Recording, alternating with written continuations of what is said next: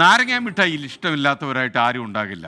ഒരു മധുരം മാത്രമല്ല, അതിന് വല്ലാത്തൊരു നൊസ്റ്റാൾജിയുണ്ട് ഈ നാരങ്ങ മിഠായിക്ക്.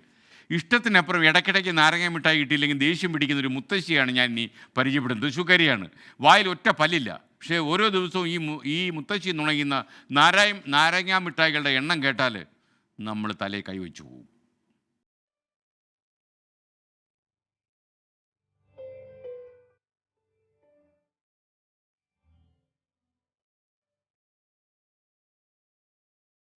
തൃശൂർ വടക്കാഞ്ചേരിയിലെ സരസ്വതി അമ്മാളിന് പ്രായം 90 കഴിഞ്ഞു. കഴിഞ്ഞ 20 വർഷമായി സരസ്വതി അമ്മാൾ ഏറ്റവും കൂടുതൽ കഴിച്ചിട്ടുള്ളത് നാരങ്ങാ മിഠായിയാണെന്ന് പറഞ്ഞാൽ ആരെങ്കിലും വിശ്വസിക്കുമോ? വിശ്വസിച്ചേ പറ്റൂ. ഒന്നോ രണ്ടോ അല്ല, 40ഓളം നാരങ്ങാ മിഠായികളാണ് ഈ മുത്തശ്ശി ദിവസവും അകത്താക്കുന്നത്.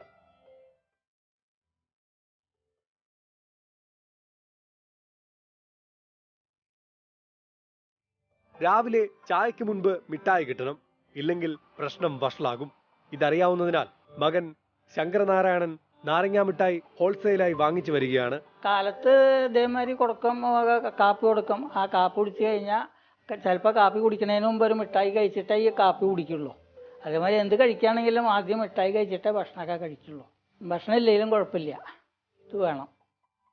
ഇനിയിപ്പോൾ എന്തെങ്കിലും ഇല്ല എന്ന് പറഞ്ഞാൽ അപ്പോൾ എന്തെങ്കിലും ഒന്നും കഴിക്കാതെ എന്തെങ്കിലും ഇതാക്കും.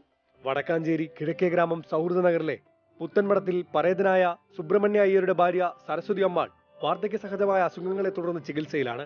പല മരുന്നുകൾ കഴിച്ച് രുചി അറിയാൻ പറ്റാതെയായെന്ന് സങ്കടം പറഞ്ഞപ്പോഴാണ് മക്കൾ ആദ്യമായി നാരങ്ങാ മിഠായി നൽകിയത്.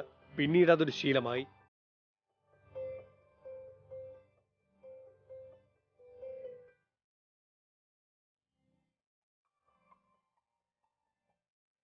ഉച്ചയ്ക്ക് അരത്തവി ചോറ്, 3 മണിയാകുമ്പോൾ അര ഗ്ലാസ് ഹോർലിക്സ്, വൈകിട്ട് ഒരു പിടിച്ചോറിൽ പാലും ശർക്കരപ്പൊടിയും ചേർത്ത് മിക്സിയിലടിച്ച് കഞ്ഞിപ്പരുവത്തിലാക്കിയത്. ഇതാണ് നാരങ്ങാ മിഠായിക്ക് പുറമെ സരസ്വതി അമ്മാളിന്റെ മെനു.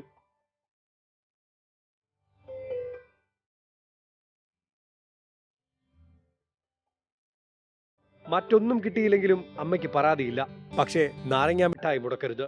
150 നാരങ്ങാ മിഠായിയുടെ കുപ്പി തുറന്നാൽ അത് 4 ദിവസം കൊണ്ട് കാലിയാകും. ഇത്രയൊക്കെ മധുരം നുണഞ്ഞിട്ടും സരസ്വതി അമ്മാളിന് പ്രമേഹമോ മറ്റു ബുദ്ധിമുട്ടുകളോ ഇല്ലെന്നത് ആശ്വാസം. ക്യാമറാമാൻ ബിനേഷ് ബാബുരാജിനൊപ്പം സൂരജ് സജി, 24 തൃശൂർ.